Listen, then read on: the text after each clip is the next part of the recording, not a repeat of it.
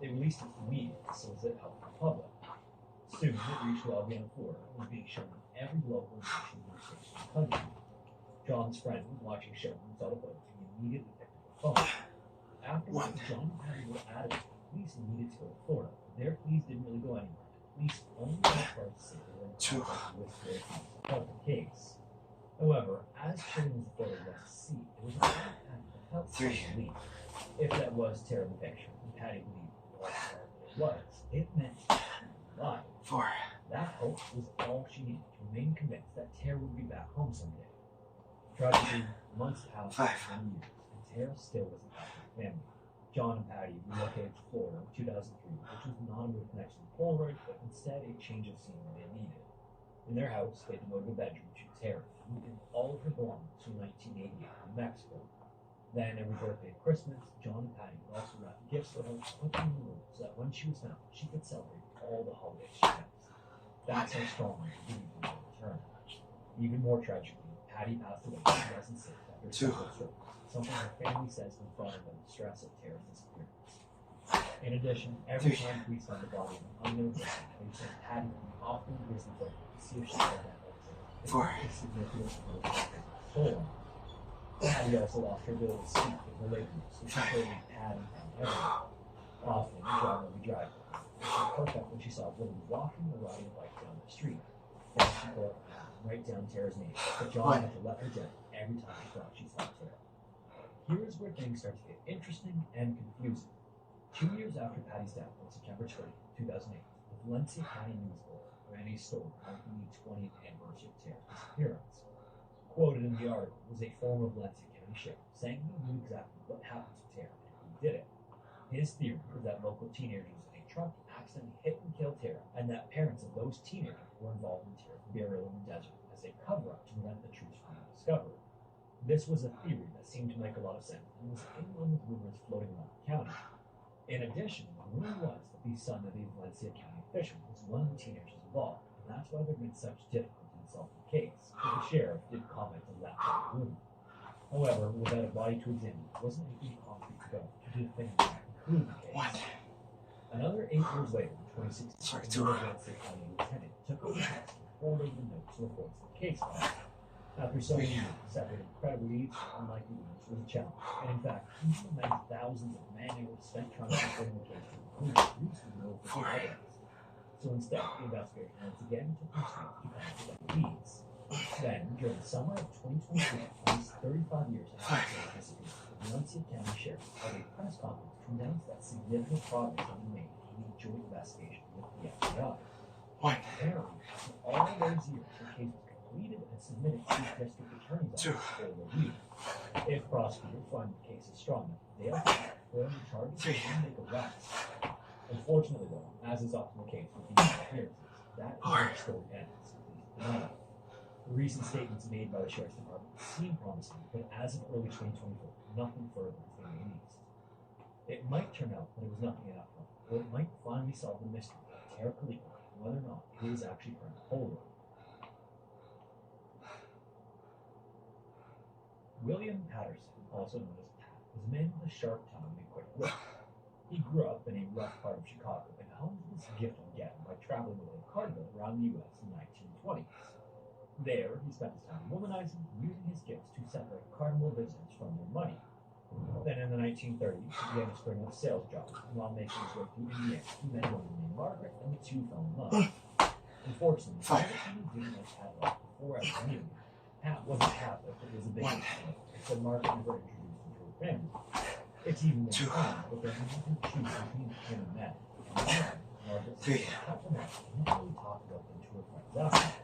Sometime around when the couple, or maybe even before, Pat was increasingly interested in Matt. He'd never had it as a kid, so it became an overriding focus as he got older.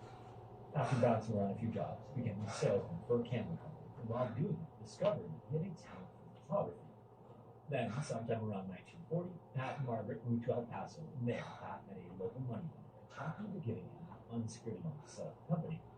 Usually, you'd need someone to offer as collateral, but Pat's silver tongue convinced the lender that his business idea was a good one. In this case, he was right. By 1950, Parsons started to fly and was booming. Already by 1956, it had a turnover $350,000, Three. which is over $4 million today's value. During Four. this period of time, Captain Marvel enjoyed that money. They wore nice clothes, sports cars, bought expensive watches. Pat, he dragged himself up from the Chicago streets, wanting everyone to know how well he did. This is the craziest story. So crazy that UK media went insane. You're not going to want to miss this one. Hey everyone, it's Lord Miles here, the last great British explorer. So, I clicked on this video because of the insane title, but I promise you, it is not clickbait. You're going to want to hear this story right here. So, as you can see, despite 8 months in Taliban custody, I'm actually back in Afghanistan. And I can't tell the story. So, it all begins in February of 2023 when my 2 friends and I were having a goofy last time in Afghanistan. For them, it was their first time, but for me, it was actually my 5th time in Afghanistan. So, for everyone who's not familiar with my history, I've been to Afghanistan during the fall of Kabul by accident, and I became the biggest seller of Taliban merch in the world. And I've been shooting Taliban YouTube video, amongst other business ventures, general cause. This adventure to Afghanistan, however, was something different. I wanted to start a gold mine, as you can see, but I didn't have the right permit or the equipment to be there. I went to the potential mine site in Afghanistan without a free permit, and that was the time I came. Shit happens, I missed my mistake, and it happened. But despite that, being a silly, goofy, fun-loving, whimsical fella, it was kind of retarded and tidbit. This crazy story that I'm about to tell you is 100% true. So, when I formally got detained, I was outside of a Western Union in Jalalabad after I refused some money from the bank. Now, I don't know why they call it the city Jalalabad. I call it Jalalabad. Anyway, so many uniforms, pistols, AKs, keeping them and a handgun, and I'll put them. All 3 of us were all GDI. 7. With GDI being the Taliban, like with American GDI or 8. After we went to the holding cell, we began the questioning, and the first test, they handed me an American M16 assault rifle. Next, the Taliban asked me to show them how to check to see if it was loaded or not. 10. Of course, this was an initial test to see if I was a soldier. I'm not a soldier, so it turns out. 1. And the weapon, I turned the safety of the weapon off, pointed the barrel at the roof of my mouth, and 12. So I tried again, made a face of gosh darn it, with a Taliban watching, then pointed the gun at a Taliban commander, click, it wasn't loaded. I have no way to know if it wasn't loaded or not, but I reckon they wouldn't give a loaded weapon to the alien. Regardless, they burst out laughing, it definitely broke the ice with the Taliban. Next, the Taliban commander brought out an RPG, specifically the rocket. He held it and pointed the section of the rocket, saying, "You see this part here? If you hit it hard enough, it detonates the rocket." With a smile, he started slamming the rocket against the frame of a bunk bed in the room. Everyone went crazy with nervous laughter. The commander was sure we weren't soldiers at that point, but I think he thought had some fun with us. After that, he asked how we're doing. I replied with lovely fun. And he asked, now intrigued, what I mean by that. And I say, well, last night, I didn't have my phone or laptop, I didn't have work to do, so I slept all night and chilled myself. I got free food served to me during the holiday. Now, that wasn't the answer he expected. I imagine he expected everyone to be complaining all the time. It didn't complete by this. So 14. The current commander opened up saying they always stressed out about work and running the intentions they used to. 15. I recommended he committed a crime so he could enjoy a holiday with me, which caused a little bit of laughter. 16. The next line of question was about my background. Why I was basically the biggest seller of Taliban in the West. 17. Why had that happened? I don't know myself. Why had you traveled to Afghanistan 5 times? My friend and I discovered 18. that she reported me as being a potential weapons dealer between Ukraine and Afghanistan, buying a US weapon, and I was left behind, and then quickly selling them to Ukraine. I was quickly debunked. I'm not the Lord of War, I'm the Lord of War. So we went back to the holding cell and discovered a new man had been placed there. Before it was just Afghans who didn't speak English, some thieves, some scammers, etc. But this was something different. A 6'6", wide-built American black man was standing there before us. We all asked him, "Hey man, what are you in here for?" He then shouted at us, "What the fuck, man? Why are you white people in here? Yo, fuck white people. You are my enemy. I'm here from America, Mujahideen, to join the terrorists." Now, clearly this man was insane. Straight up, I couldn't stop laughing. We had an American schizophrenic. Eventually, he started chimping it in and out, threatening to kill the Taliban guards because they weren't true Muslims like him. Then he took a punch on the Taliban roaring, "I'm ISIS, I'm Al Qaeda, fuck white people." He rightfully got put in isolation because he was So as the Taliban discovered I didn't have a permit for the gold mine, they transported my two friends and I to a guest house they said the whole inside. Give it a slightly more. The house was fully furnished, fairly modern, spacious, and it had nice view. Over the next 10 days, questions happened from time to time, but we had 8 Taliban servants to serve us whatever food we asked for. 20. We read books, we exercised, it was alright. It was a nice little holiday. So on day 13, 21. my 2 friends were released back to England, but one friend was really acting icy to me. When I found out my best friend 22. might be inspired. He threw me in for bus, trying to save his own life. See guys, I'm not a sad man. 23. I'm not bad. I felt so bad that my best friend was 4 years from the over. I was really distraught. 24. It was a good feeling, man. It's good at home. It's like 2 weeks of recently strong progressing. Miles, we know you was fine. Submit it, we'll let you go.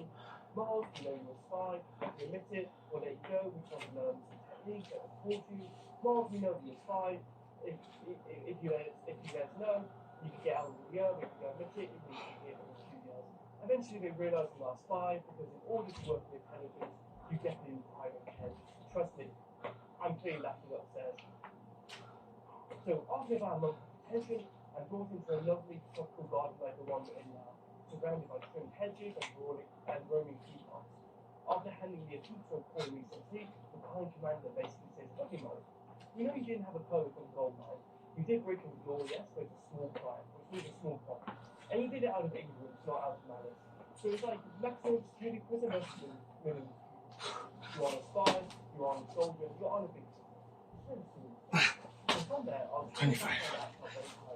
but it's agreements alongside $1,000 I have. 1.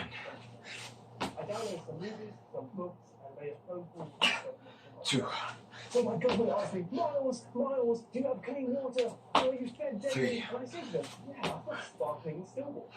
Pepsi, got Coke, I've got tea, I've 4. got coffee. Yeah, 3 meals a day. Yes, it was some tobacco and ice cream. They got shocked. 5. And I did thing. They thought I was under some duress, but then I did. I was 6. very well by the Taliban. Trust me, I wouldn't be back in Afghanistan with the Taliban. Because I had some money on me too, I could give some to my Taliban servants and go, hey, you fit whatever I want from the market. I've got all the movies on USB stick. Of course, I wasn't allowed internet for security reasons, but it affected me anything I want. I got snacks, I got fairy lights and stuff around my room, and I also got Xbox on TV. It was a good setup, basically. It was chilly. And slowly, I got closer to the Taliban servants at the guest house. They watched Breaking Bad together with Sir Parsi and Parsi subtitles. So when I shaved my head, I called Jesse from Week Straight. So we watched Rambo 3, number 1 set in Afghanistan, which led them to soy face when we saw the Taliban on screen. We also watched Titanic, which apparently brought one of the men slightly We even watched a new Barbie movie with the Taliban. On Pancake Day, I explained to them this was a semi-religious holiday in England. So I cooked pancakes for the entire house of the Taliban and other detainees. Other days we'd work out together with the gym equipment. I even had this one joke before going to the bathroom, which is called Islam, that the Americans dropped bombs on Afghanistan, Miles dropped bombs on the world, which made 1. the Taliban upside down and dip their heads in the toilet, and don't say that 8. when I fall asleep, so these are my moves to my laptop. I basically had that. 9. One day we had a water fight, another day we played volleyball. 10. We did all that stuff. One time chased her around with someone that AKs, one time chased her around with 11. yeah, it's for hard and stuff like that. Hey guys, you know before 12. maybe get enemy hold the airports, scare away all the foes, or I just have 13. to do. Do you remember the Taliban hoodie from the previous video? Now I'm sending it. Locally made the best country on earth. Goddamn US of A. And it even comes with a Taliban sticker. Oh, big shout out to the Taliban. Insane gym drip, 12 ounces, quality embroidery. Not your taste? Maybe wear a literal scan of my passport on your t-shirt to scare the TSA agents. Maybe an authentic Taliban headband for $20. All the links in the description. Thank you guys for supporting my work. Back to the video. So, if you remember the American black man, the crazy one, he was also in the house, but he was in the isolated area due to everyone's safety. He had books and everything, and I was able to talk to him. I would talk to him. It turns out he came to Afghanistan to marry a 5-year-old girl to get Afghan citizenship. What? And he was in high prison a few years back for soliciting sex from an 8-year-old girl. He also had delusions, believing he was Michael Jackson's long-lost son, that was worth $100 million that Joe Biden personally cost to account for. Joe Biden apparently kidnapped him and stuck a chip in his brain at the end of his penis, sending messages to his brain to sound like he is attacking. Apparently Kim Kardashian too would also do the same. He believed he was the leader of the terror cell, and whenever he put a post on Facebook demanding attack, it would actually happen. He completely believed that the attack on the Burj Khalifa was going to happen. I always responded to speak. 14. That's so true, man. I quickly walked away. Even if he was the worst CIA agent in the world, I didn't have to get to help him. Speaking of CIA, I actually met 16. many CIA agents in the guest house. Some Afghans were hired by the CIA together. 17. So when I entered the guest house and saw them, they would always bring up tell me who they were, what they 18. were, and ask me if I had any contact the outside world with my laptop. Again, stay away from those. 19. And some of those men actually spent 6 months in the guest house and they weren't there. 20. So of course, because I was a small criminal, I was put in a different room from these people because them being spied, that was a big problem. But me, small problem. There was also a sweet old man who turned out to be a bomb maker for both ISIS and an informant for the CIA in the old days. So another man I met was actually Russian. He spoke very little English, but he would sleep for 16 hours a day. He would only wake up when food came, and he would either say yippee or mashallah. When I started showing him movies, he would ask if I had any hot movies, and complained that his wife with big tartars was still in Russia and he wasn't here. He illegally snuck into Afghanistan from Russia without a visa or a passport. He was a funny bloke, but a bit weird, wasn't he? There was also an Iranian man who jumped the border into Afghanistan and dug up some graves in remote villages. He would basically steal the gold trinkets that people were buried with. And so he was he would get a surgeon to open up his stomach and stick the gold inside so he could smuggle it back to Iran. What? So he was a grave robber. Fortunately, he got arrested. I'm not exactly a fan of the guy. He was lovely, but when I found out about his crimes, not a big fan. Every week or so, I'd meet up with the high commander in the headquarters. Discuss business in Afghanistan and discuss my ideas for the nation, opening a gold mine and improving tourism amongst others. 1. It got so good to the point where I had to have a pitch deck for fancy politics. 2. Basically, and I put it together on my laptop. 3. And I printed Taliban ministers off the government in the conference room and a laser. 4. It was quite fun to be in a conference room, presenting this idea and having these ideas. 25. I'd meet Chinese businessmen who had gold mines in the regions and provinces. I'd call my friends whenever I wanted, and I'd put together business propositions on the phone.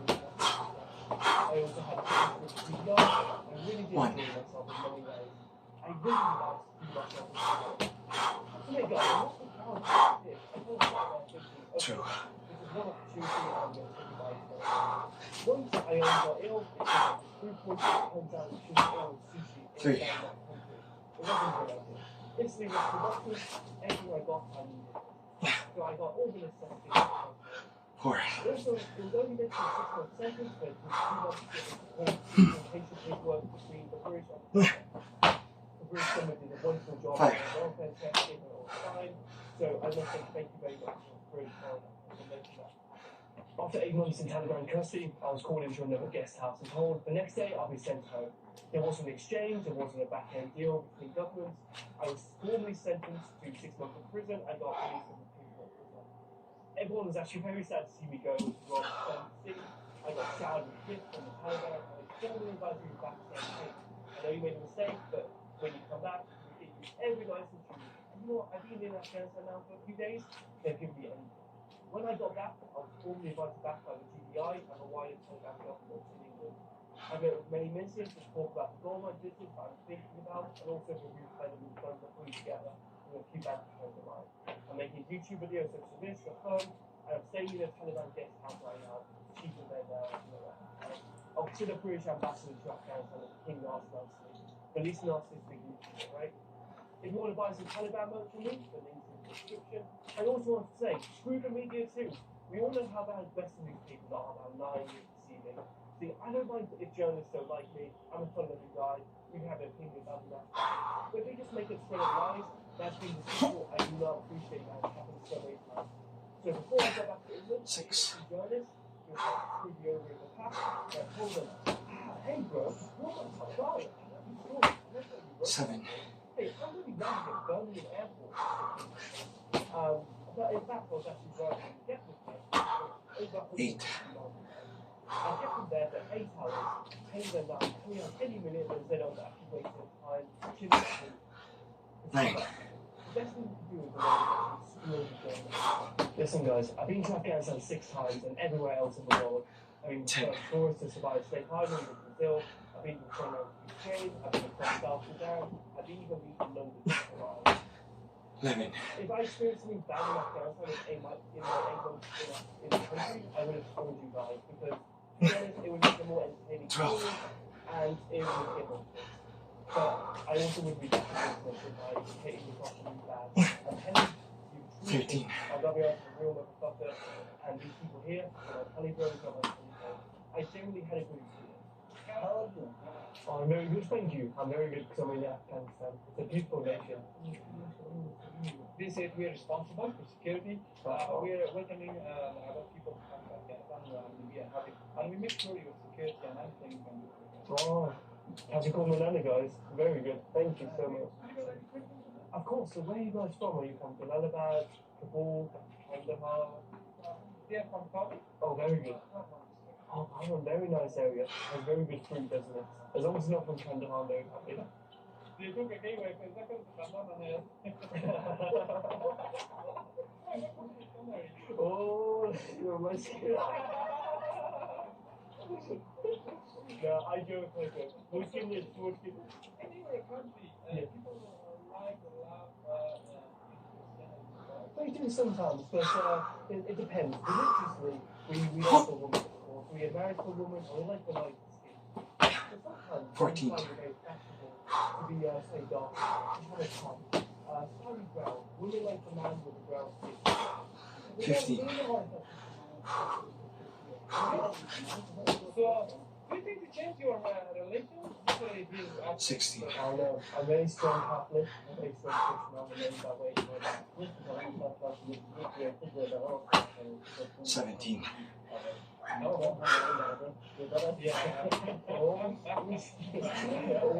What did you say? 18.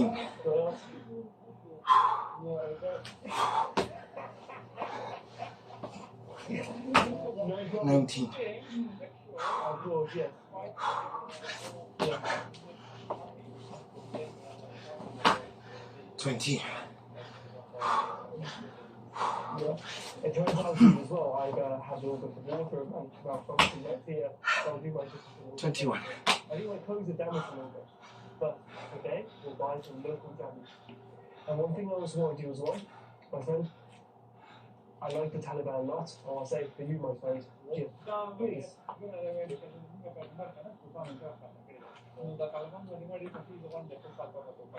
Please, my friend. Please have to do.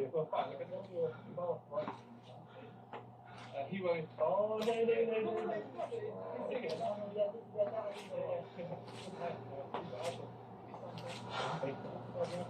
Oh, beautiful. This is the perfume, yeah? Yeah, it's a Oh, yeah. oh. Yeah. Thank you very much. Okay. He said one of my friends died on a Friday, and still I keep his perfume, and I only use this a little bit for you. Oh, okay. Ooh. And this is a great honor. Your friend will live on in your memory, and he sacrificed himself for the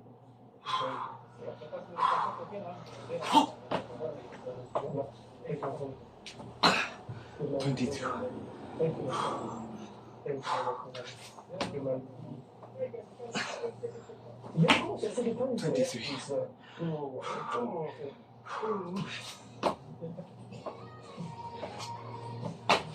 24. Yeah, that looks good. But anyway, I must also talk about my friend Renee here. I ran into him in the 25. and he brought me some pizza. He speaks fluent English, and I've visited him before. 1. He's off his mate, and he's recently founded a tourism business in Afghanistan. So if you 2. want to visit Lahore or Corridor or support if you want to shoot 3. the Taliban, anything you want to make happen, Renee can actually make 4. it happen. His website in the description. I can highly 5. recommend it. Renee, thank you for coming, and I 6. Back to you, and also I can express how happy I am that you are here. So, the first time when I made because I didn't for a long time with him, I worked with him, so I knew they will ask me for pizza or try. So that's why I asked, what do you need to have right now? Because I need to go. I need to leave pizza, so that's why I provided pizza. And I brought him to go because actually my friend was arrested by the DA as well. I went to meet him and actually yes on him. But for me, he doesn't look like a dealer. I said, well, I said, he said, yeah, for a small problem, for punishment for me. So he's a guy, I'm happy for him back here. And also, I invite some other people come to Afghanistan to my company. I have a lot of stuff I get facility for you guys. And I will definitely, I will make sure that I will put you to the right places to enjoy from Afghanistan and every program.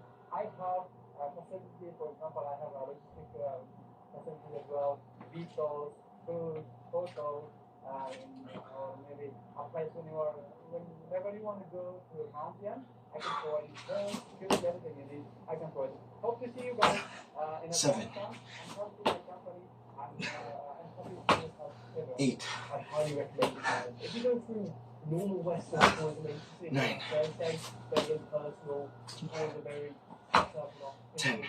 Near here, personal tours, anywhere you want. Book your own 1. and usually quite prices. I love to see people 2. and we make many more videos across Afghanistan. 3. There isn't a place I wouldn't go as well. 14. One day I'll go to Central Island. And if you want to see my future videos, I want you to see, like, and subscribe. And I just want to say thank you to all my donors on my PayPal page. I love always seeing more people in the future. And if you'd like to donate monthly to support my suicidal adventures, links in the description. Live, love, laugh, my fellow adventurers. Thanks for watching, like and subscribe, and please follow me on all socials. As it was able to make this video publicly. So thank you very much for listening. Genuinely good experience in Afghanistan, and I do recommend people come here and try it. Because it's not what the media says it is. Because I could honestly move here. It's a beautiful country, and I just want to say thank you to the commander, to my friends, the British government for my good experience. And you know what? It's good to be back in Afghanistan. And to my telepros, congratulations on winning the war. Thank you, ladies and gentlemen. There are some pretty disturbing cases of trolls stealing people's online photos and likenesses in order to create mischief online. Any photo you upload to the internet can become a mask for a malicious anonymous person. This individual harming your reputation and potentially going as far as committing online crimes under your identity. From online humiliation all the way to lives being ruined, these are the real-world victims of internet trolls. Today's video is sponsored by Bespoke Post. Bespoke Post is a monthly membership club delivering you a box of awesome, 15. hot-shelf items from across the country. Say, for example, the cast iron 16. from Marcellin and Bespoke Silver Easy Box. The quality of the 17. thing is straight up level up from my previous cast iron. This was from the rest 18. of the brand. It came with some pancake mix too, so don't have to. 19. Bespoke has plenty of box options to choose from. 20. 21. 21. Right here in the U.S. To get started, you can take a short quiz and Bespoke will match you up with a box. 22. Additionally, you can sign up for Bespoke's new membership program, which grants you amazing deals year-round, 30% off at times and even more. Totally free to join. We're going to customize selection of products picked for you, and of course, if we can preview at the site. Decide if you'd like to fit, swap out products, or skip them up entirely for no charge. You only pay for what you want. One of the cooler knickknacks that I've gotten from Bespoke is the Splinter Fire Personal Fireplace from Bespoke Flame Box. It's made of concrete and uses rubbing alcohol as a fuel source.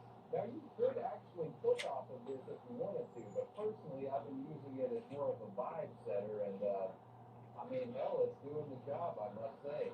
So with all that said, you guys can get a free mystery gift when you subscribe to Bespoke by using code WAITedGift at checkout, or by going to the link in the description box at bespokepost.com/WAITedGift. If you need Twitter, Facebook, or Instagram over the last decade, you've without a doubt seen the face of this particular Indian man. It's said that this individual is an American-based Indian immigrant, an internet-savvy convenience store clerk named Pakalu Papito. Across the internet, one can find humorous and oftentimes scandalous social media posts and captions associated with this mustachioed man's likeness. Some of these get a bit spicy. Now, as fun as it is to imagine that these tweets are being issued by a seemingly middle-aged Indian guy, the obvious reality with Pakalu Papito is that this is some random person's photo that the internet trolls and memesters have used to masquerade as for some time now. Let's take the question. How did Pakalu Papito find themselves in this situation? With their identity essentially hijacked by trolls. And of course, is Pakalu Papito really Pakalu Papito at all? In the early 2010s, gimmick meme accounts were becoming popular on Twitter.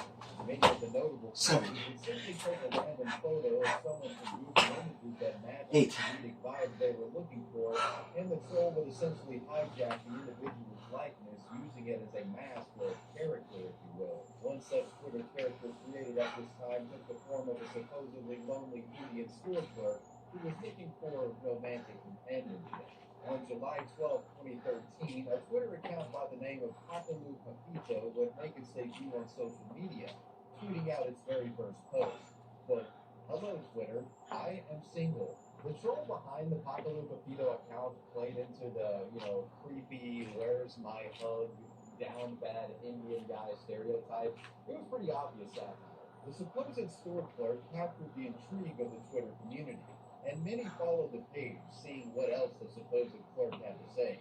Pakalu would then go on to tweet out many self-deprecating jokes playing on the Indian caricature, but also tweeted out genuinely funny one-liners that were completely unrelated to Indian shit. With great power comes great electricity bill. Me, why am I single?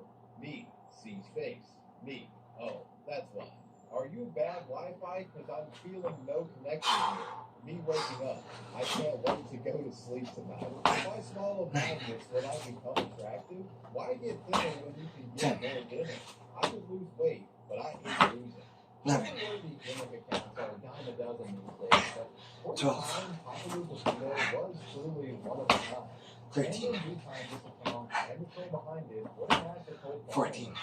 Pakalu would garner much attention in short time. 15. Regularly received over 5,000 favorites and 15,000 retweets. Within the first 2 years of the account's existence, 17. Pakalu Papito had amassed over 730,000 followers on Twitter. As Pakalu found himself on the site, the account would spread its Indian influence across other social media platforms. 20. In September of 2013, the account reportedly operated by the troll became active on Facebook, amassing over 475,000 likes in a short time. Pakalu would become an internet enigma, and the Papito phenomenon would be covered by various online blogs and articles, many of which attempted to speculate in regard to who exactly was behind the account and where exactly did the infamous profile picture come from. While some out there certainly felt as if the Pakalu Papito account was actually genuine and operated by an Indian guy of the same name, those with anything higher than a room temperature IQ were interested in figuring out who was really behind the account. And of course, where the infamous photo was from. In 2018, as Pakalu's Twitter popularity was at its peak, the notorious convenience store clerk was forced into an early retirement.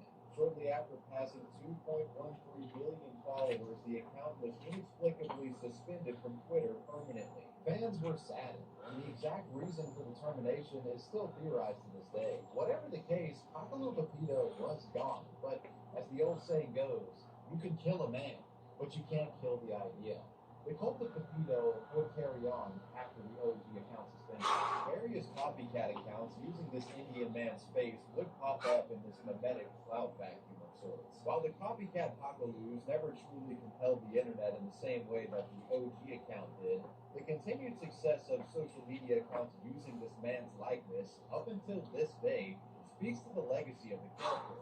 And the most bizarre part of all of this is that the actual man in this photo, the actual guy behind the Pakalu Papito meme, it's It's likely that he has no idea about any of this 3, online nonsense surrounding his photo.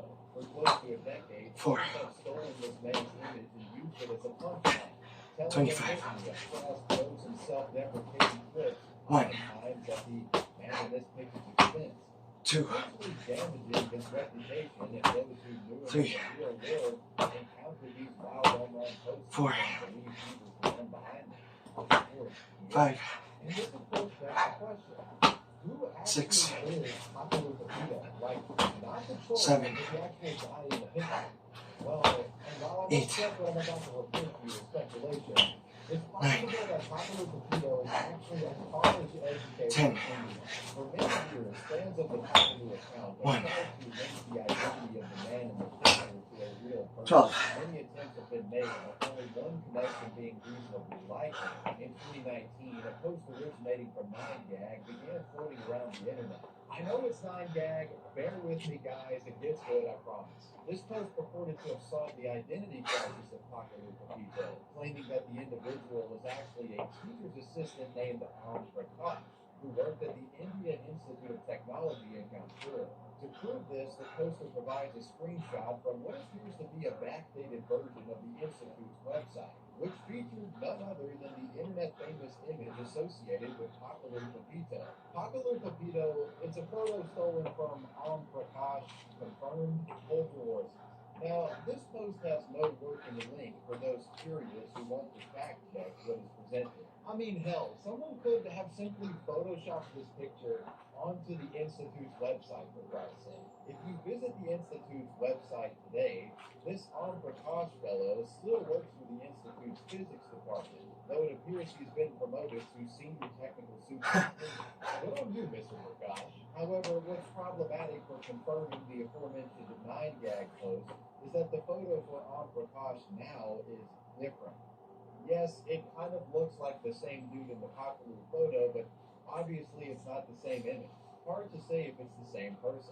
Now, it's very likely that if Popular is actually on Prakash, the photo on the Institute's website could have one time been the Popular photo and has since been updated. Frustratingly, I've been unable to load up a working Wayback Machine archive of this faculty list. 4, Now, there was a point when digging into the story that I was becoming convinced that the viral 6, 9gag post showing the Popular Papito image on the Institute website, I started to feel like it was actually 8, photoshopped. But then I noticed something. See how in the 9, 9gag post, the Popular photo shows almost the 10, entire upper third of the man's body?